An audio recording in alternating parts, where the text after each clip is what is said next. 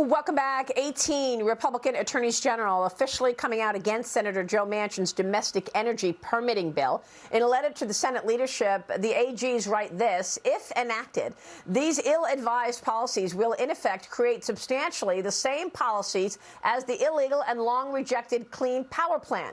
Manchin is pushing for this legislation to be included in the budget bill, but many Republicans have already voiced opposition to it.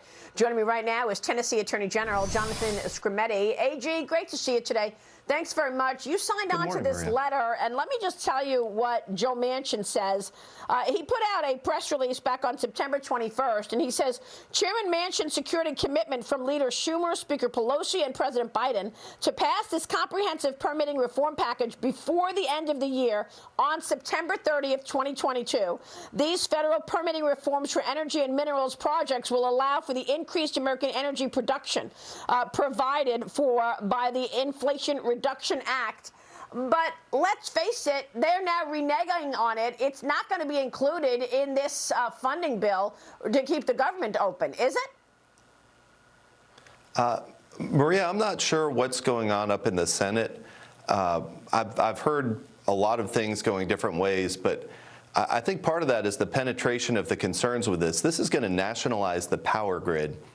It's going to take the burdens imposed on states that have made irresponsible decisions about their energy infrastructure, and it's going to push those burdens onto states that have made good decisions, and that's going to create perverse incentives across the country and leave us with less reliable, less affordable power.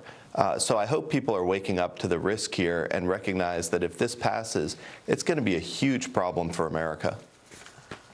Well, it's not much, right? I mean, it's about West Virginia, even though he's basically talking about the need for production domestically. It's not about any other state. You got to believe that this is just the Democrats buying Joe Manchin's vote so that they could pass that Inflation Reduction Act through reconciliation with 50 votes instead of 60. Well, and it's interesting that this is the IOU coming due, and it looks like there are some problems here. I think you have to be careful making any sort of deal like that. But I think we'll be better off if this doesn't pass.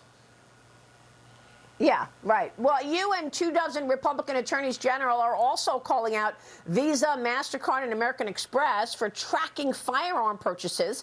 You want these credit card companies to drop these plans to adopt gun store codes, warning of potential legal action. Are you going to take this to the mat? In the letter, you write this: categorizing the constitutionally protected right to purchase firearms unfairly singles out law-abiding merchants and consumers alike. Tell us about that. Certainly, Maria, and we're going to escalate appropriately. This is something that causes a great deal of concern. We're talking about business decisions that were made not as a result of trying to provide better service to customers, but as a result of years of lobbying from activists on the left. So this is collusion between participants in the market, leveraging their market power to achieve policy outcomes that people can't get through democratic processes. And the Second Amendment is important, and this particular issue is of grave concern, but the broader issue is even more concerning, and that is who makes the rules that run our society. Are we going to let companies acting together through the medium of transnational bodies like the ISO decide what Americans can and cannot do, or are we going to rely on the systems in which everyone has a vote and where there's democratic accountability for these decisions? And this is is one instance. This is one instance. We've seen the ESG movement creating other issues in other parts of the economy. We've seen big tech making decisions unilaterally, where there's a monoculture that is hostile to a lot of America and to the beliefs of a lot of Americans, but they're in a position to use their financial leverage, their corporate leverage, to impose their will on everybody without the accountability, without the transparency that comes from working through democracy. Well, you make a great point, and it's the AGs that are fighting against all of this. You're on the front lines. You recently began your term as Tennessee's Attorney General. in September. Tell me what else you believe is important to Tennesseans that you're willing to go to the mat for, because the ESG issue is an important one. You've got heads of brokerage firms, of like the head of BlackRock, asset manager, making decisions for the millions of investors who may not want to vote their shares that way, but they're in charge.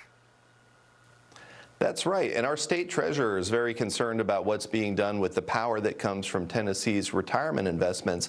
I know treasurers in other states feel the same way.